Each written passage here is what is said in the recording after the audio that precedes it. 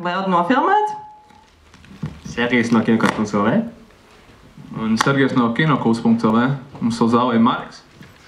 Un Ģirts. Un Uldis. Un Raivis. Acīm redzot arī. Paldies jums visiem, ka atnācāt. Kā mēs redzam pēc apmeklētības, priekšās daļas seanses mēs visticamāk netaisīsim, vai arī daudz mazākā zālē, bet kā kompensācija tam ir tāds, ka apskatīties sev zem krēsliem, mums ir 30 vai bišķi vairāk dāvanas tiem, kas ir atnākuši. Un ja jūs redzat, ka stāv krēslā blakus, ņemiet viņu ciet. Paldies! Kā dzīve? Kā ir mūsdiena? Lai nomierinās. Es teicu Parīzi.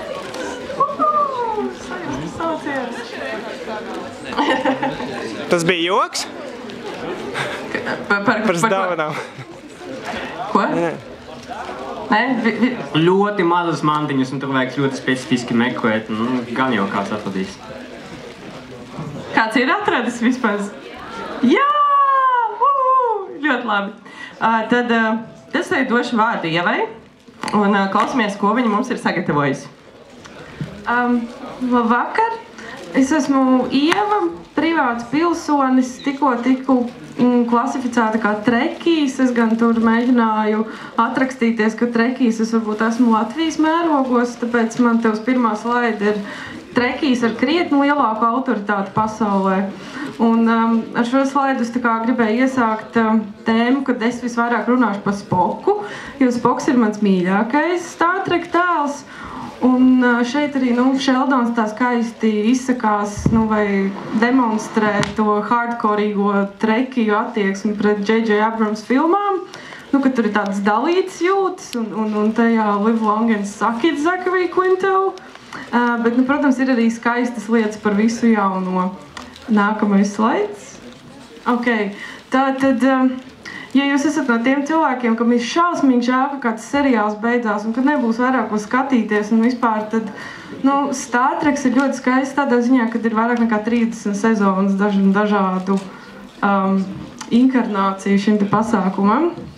Man, protams, es teiktu, ka tiem, kas varbūt grib sākt skatīties, vajadzētu sākt ar The Next Generation 2. sezonu, kur ir brīnišķīgais Patriks Stewarts kā Captain Picard, kas ir, es domāju, fanu mīlētākais Enterprise kapteinis ever, jo viņš ir science un nerdy, un viņam patīk arheoloģija, un viņš galīgi nav tik mačo kā Kirk. Ok, nākamais slaids.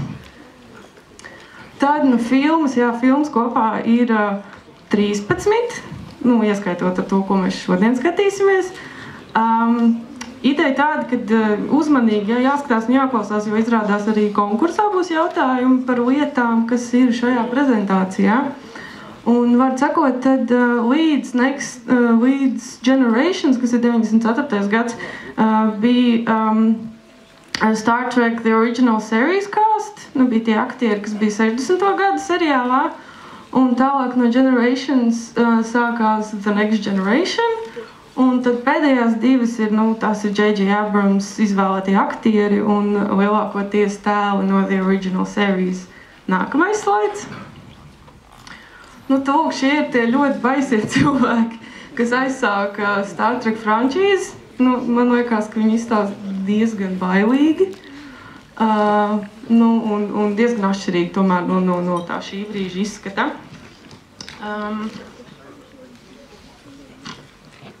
Var sakot, tā kā tie filmas veidotāji, kas ir ļoti labi redzams arī The Next Generation un The Original Series, kad viņi caur to kosmosu un space travel un visādi dīvaini civilizētiešu tēmu mēģināja runāt par tajā brīdī Amerikā aktuālām problēmām, rasismu, karu, mieru, sieviešu emancipāciju un kādām tik vēl ar ne tēmām, bet tādos diezgan naivos un fabuliskos veidos.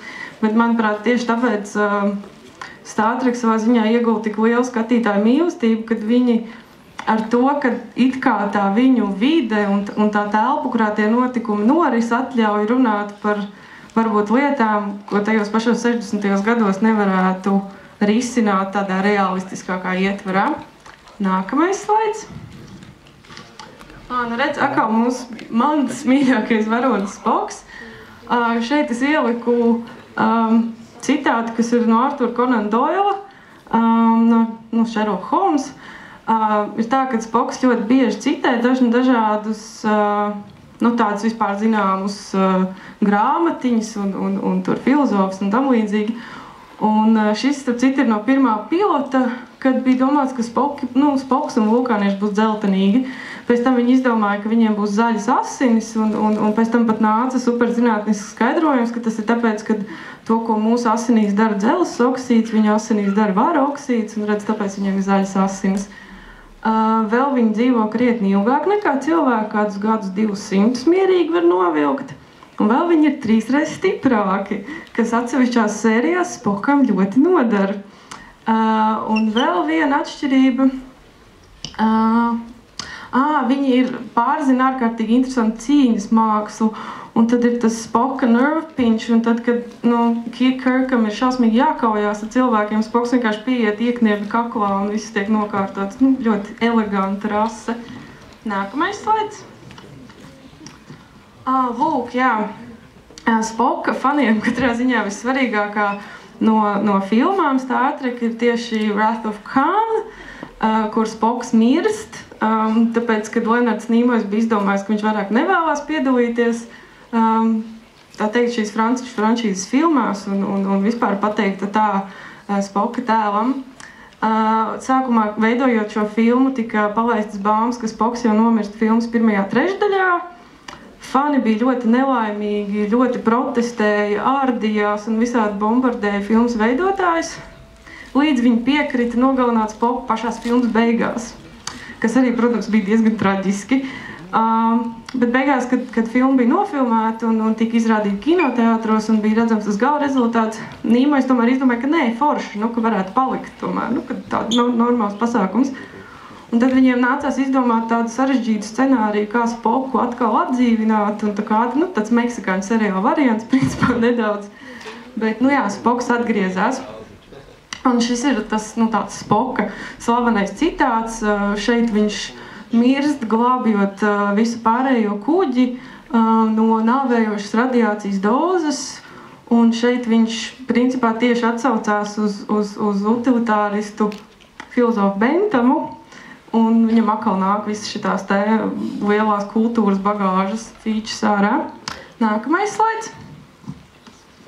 Redz, tas ir viskontroversālākā lieta par J.J. Abrams filmām ir tas, ka, The Original Series Uhura un Spoks, tur tā kā kaut kā tā kā var būt, bet, nē, jo Spoks jau, nav tāds tomēr, viņš nav gana cilvēks, lai viņam tur kaut kādas ksenolingvistikas pārzinātājs varētu sagrozīt galvu. Nākamais slaids. Te viņš pat Raini ir pamanījies nocitēt. Jā, changing is the essential process of all existence. Jā, ļoti gudrs vīrietis, vulkānietis. Nākamais slaids. Un tad, šie ir tie jaunie varoņi, kas, izskatās diezgan sarežģīti, atšķirīgi. Un arī sarežģīti varbūt, jā. Tā atšķirība tāda, ka tad tur ir tā mīlestība un bučošanās un viss pārējais. Un man šito gribējās salīdzināt ar, es nezinu, droši vien, ka te lielākā daļa kādreiz ir X-Files skatījušies, tad, kad vienā no X-Files filmām beidzot Scully ar Mulder bučojās, tad šis ir tāds pats notikums Star Trekā Uhura un Spoks. Bet, tā kontroversālā lieta ir tas, ka J.J. Abrams ir padarījis Spoku principā daudz cilvēcīgāku. Tā kā beidzot viņš ir tā kā pie tās savas cilvēciskās puses ticis. Bet, tā kā mēs pieļaujam, ka tas tomēr ir alternate reality Spoku un ka viņš varētu pietiekami daudz atšķirties no The Original Series Spoka, varbūt, nevajag ņemt ļaunā to, ka viņš savu vulkāna pusi ir kaut kur, aizmirsis alternatīvā realitātē, jo arī ir tā, ka tikai iepriekšējā Abrams filmā parādījās šī tēma par viņas mātes un tēva mīlestību, jo iepriekš viņš bija, Spoka tēvs bija atzinis, kad viņš savu cilvēku, sievieti, Spoka māti esot apprecējis tikai tāpēc, ka tas bija the logical thing to do. Un Spokam principā interesē tikai vulkānu, visa filozofija un kultūra balstās uz loģikas kultivēšanu un tādu emociju ierobežošanu. Nākamais slaids. Šeit tur ir bildīti ar The Original Series aktieriem un Space Shuttle Enterprise. Un 70. gados principā Spoks kļuva par tādu Lenards Nīmojs kļuva par tādu NASA's negluži seju, bet viņš piedalījās dažādos pasākumos un tā kā popularizēja šo te space travel tēmu un tam līdzīgi. Un tagad 2013. gadā, kad pēdējo Space Shuttle Enterprise ievietoja muzejā, tur arī bija klāt visi šie cilvēki, tikai krietni vecāki, jo šeit viņi ir diezgan veci. Nākamais slaids. Fascinating. Šeit es gribēju ielikt video par to, cik daudz un bieži Spoks saka fascinating. Tagad vienīgais, ko es jums varu novēlēt, ir, es nezinu, šoreiz vienkārši meklēt visus fascinating mājās. To var arī par drinking game tā kā taisīt, nezinu. Un vēl pēdējais par iespējams Star Trek fascinating par to, kāpēc tā franšīze tik ilgi izdzīvojusi un tik daudz visādas pārņemšanas piedzīvojusi, ka tas tādā televīzijas un varbūt vispār izklaides žanra vēsturē ir viens no pirmajiem tādiem fan-driven šoviem, ka kaut vai tas, kad šī Spoka nāve bija faniem tik nepieņemama, ka nācās mainīt scenārijus, arī tāpatās The Original Series zinātniskā ziņā, tas ko viņi uz tā kuģa ņemās, un bija diezgan liels sviests, un tad dažādi cilvēki, kas šo to sajēdz no tām lietām, sāka interesēties par seriālu un palīdzēt scenāriju autoriem ar teiksim tā, to, lai tas izklausītos kaut cik ticami. Piemēram, The Next Generation, viņiem jau kuģis tā kā strādā uz matērijas, antimatērijas dzinēju, kas laikam tajā laikā bija kaut kāda baigi modīgā zinātniskā teorija. Un kad, es domāju, ka cerams, ka varbūt arī nākotnē būs tā, kad tā fanu ietekme būs gan liela, lai visiem būtu interesanti un tā lielā mīlestība uz Star Treku saglabātos. Paldies! Super, man šķiet. Aplausi runā paši par sevi, un mums jāsaka liels paldies Ievai, kurš ir vienkārši dzīvajā tādu gīku redzēt. Super! Tas ir kompliments vislabākajā ziņā. Un tagad ķersimies klāt konkursam. Kā vienmēr, balvas ir lieliskas, arī plakāti. Un tad sāksim ar pirmo jautājumu. Nākamais slaids. Tā, kurā gadā aizsākās Star Trek franšīze? Augšā tur. Yes, pēdējā rindā. Yes, droši nāciet pēc balvas. Tā, tālāk, nākamais slaids. Tātad kā sauc Star Trek pēdējo filmu šeit? Jap, tieši tā. Šeit, Sergei. Trāpīgi. Tā, labi, nākamais slaids. Kā sauc testu? Jā. Tas bija vienkārši meklēja balvu. Labi, atbildes jautājumi šeit. Kāds bija jautājums? Es atveru. Labi, nākamo slaidu. Tā, kā sauc testu Starfleet akadēmija šeit? Kā bija šī maru? Jā, tieši tā. Tā, tālāk. Nākamais slaids. Kapteiņa James Kirks middle name. Tur, rekur, pa vidu, kaut kur. Jā, tieši tā. Acīm redzot, mēs te pat negatavojām nekāds jautājums. Mēs jau arī nezinājām neko par Star Treku, un bija jāsauc prezentēt tā kā viskādi. Jā, šoreiz piedodams. Labi, tālāk, nākamais slaids. Klingonu valoda. Kurā gadā pirmo reizi?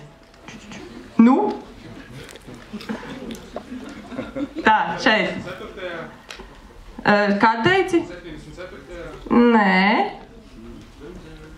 Tā, tur? 24. Nē. Viltīgi. Pēdējā rinda. Kādu teici? 79.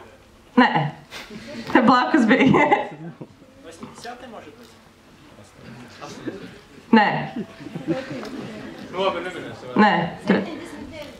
Jā, kaut kur te izskanēja 79. Bet, nu labi, uzminējāt. Tālāk. Nākamais jautājums. Tātad reģistra kods šeit. Jā, vienkārši wow.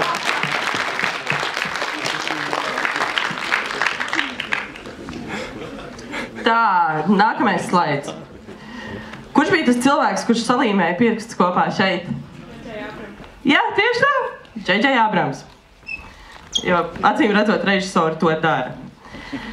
Un tagad pēdējais jautājums, nākamais slaids. Ko gribēja nogalināt Spoks 2008. gadā?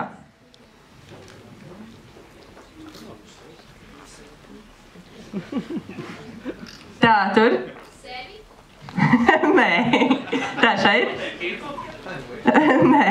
Domājam mazliet ārpus Star Treka. Tā, tur augšā? Nē. Hitler. Edgar. Nē.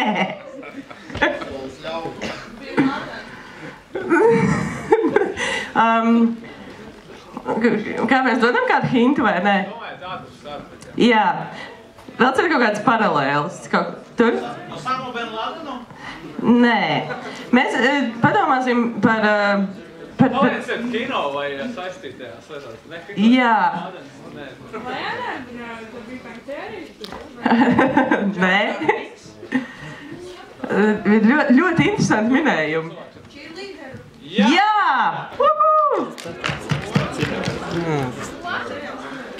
Tātad, jā, cheerleaderi no Heroes seriāla, jo... Jā, pēc reakcijas varēja saprast. Tā, ar to mums arī prezentācija ir beigusies. Tad mēs varam ķerties klāt filmai. Un paldies, ka atnācāt, un sākam!